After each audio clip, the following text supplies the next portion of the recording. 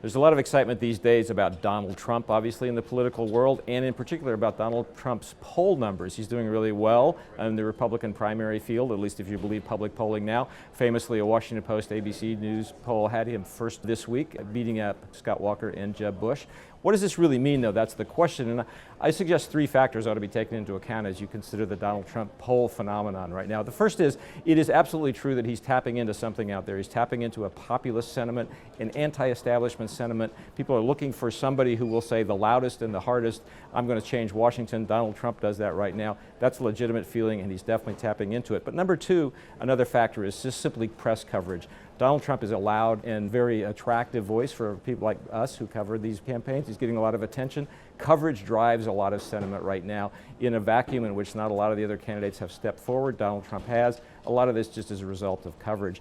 And so that's something to take into account. The third, though, is also to consider who actually answers poll questions at this stage of the game. 7 or 8 months before the first primaries and caucuses start, can you really determine who's going to show up and vote in a Republican primary? That's pretty hard to do. I would suspect a lot of people who say, I'm going to vote for Donald Trump in a Republican primary, really won't be there when 7 or 8 months roll around and the primaries and caucuses really begin. So take all the Donald Trump poll numbers with a grain of salt. They're telling you something. They may not tell you as much as you think they are.